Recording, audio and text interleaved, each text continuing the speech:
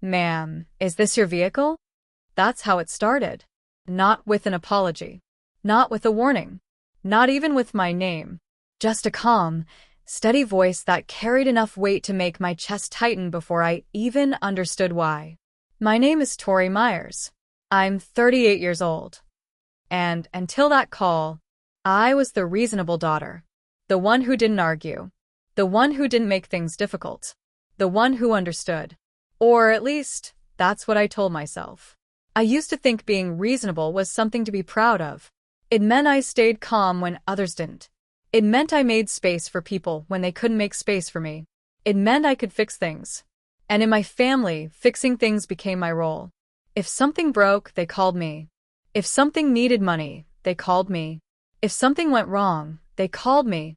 But when something went right, that belonged to Brielle. Brielle was my younger sister. 3 years younger. 3 times louder. 300 times more forgiven. She didn't plan. She didn't prepare. She didn't take responsibility. And yet somehow she was always protected. My parents called her sensitive. They called her overwhelmed. They called her still figuring things out. She was 35. Still figuring things out. And somehow, I was still the one paying for it. The car should have been a small thing. That's how it always started. Small. Just for the weekend, Tori. My mother's voice was light. Casual. Almost rehearsed. Brielle needs something reliable. The kids have activities. I looked at my keys sitting on the counter. I had plans that weekend. Groceries. Laundry. A quiet Sunday I had been looking forward to all week. My car is reliable because I take care of it, I said. There was a pause. Not a long one. Just long enough to remind me I had said something inconvenient. Then my father's voice, slightly sharper, from the background. Don't make this a big deal. I closed my eyes for a moment.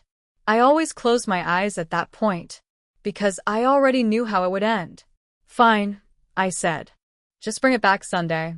Of course, my mother replied quickly. You're such a good sister. That sentence used to mean something. Now it just felt automatic, like something she said because it always worked. Friday evening came quietly. Nothing felt unusual. I was in my kitchen, chopping vegetables, thinking about nothing in particular. The kind of silence I had learned to enjoy. Then my phone rang. Unknown number. I almost ignored it. Something told me not to. Hello. Is this Tori Myers? Yes. This is Officer Daniels with State Patrol. Everything inside me paused. Not panic. Not yet. Just stillness. Are you the registered owner of a silver Honda Accord? Yes. There was a pause. The kind that changes things. Your vehicle has been impounded. For a moment, I didn't understand the sentence. It felt like hearing a language I should know but didn't. I'm sorry, what? It was pulled over approximately 40 minutes ago, he continued. The driver was operating with a suspended license.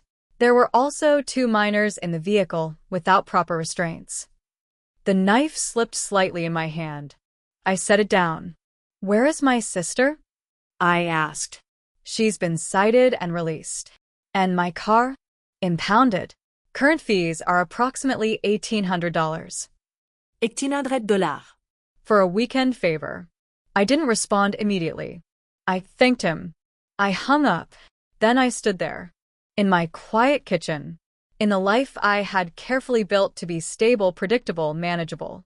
And for the first time in a long time, something didn't feel small. I didn't call my parents right away. That alone was different. Old me would have already been dialing. Already asking questions. Already trying to solve something I didn't break. But this time, I sat down. And I thought. Not just about the car. But about everything. About the time my mother used my credit card just once. About the rent I covered for Brielle when she was between jobs. About the bills that somehow became mine. About the favors that were never returned. About the quiet expectation that I would always understand. Understand what? That I mattered less? When I finally called, my mother answered on the second ring. Oh, Tori, I was just going to call you. The car was impounded. Silence. Then a sigh. It's not as serious as it sounds. Ik tiendrait $. Another pause. Well, these things happen. No, I said calmly. They don't. I could hear her shifting tone, the soft concern fading, the familiar irritation rising. You're overreacting. I let that sit, because it wasn't new. It had followed me my entire life. Anytime I noticed something unfair, anytime I didn't immediately agree, anytime I hesitated. You're overreacting. It was just a mistake, she continued. Her license was suspended. She didn't know. I almost laughed, but I didn't, because suddenly, I didn't feel like softening anything. She didn't know, I repeated. Or she didn't care. That's your sister, my mother said, sharper now. And that's my car. There it was. A line I had never drawn before. Not clearly. Not out loud. You're being difficult, Tori. I breathed in slowly. No, I said. I'm being clear. The conversation didn't end well. It never did when I stopped cooperating. The next morning, I went to the impound lot. The air felt heavier there. Rows of cars. Silent. Abandoned. Each one carrying a story that didn't go as planned. Mine sat near the back. I recognized it immediately. Of course I did. I took care of it. When I got closer, I noticed the mess. Wrappers. Juice boxes. Sticky fingerprints. My hands tightened slightly.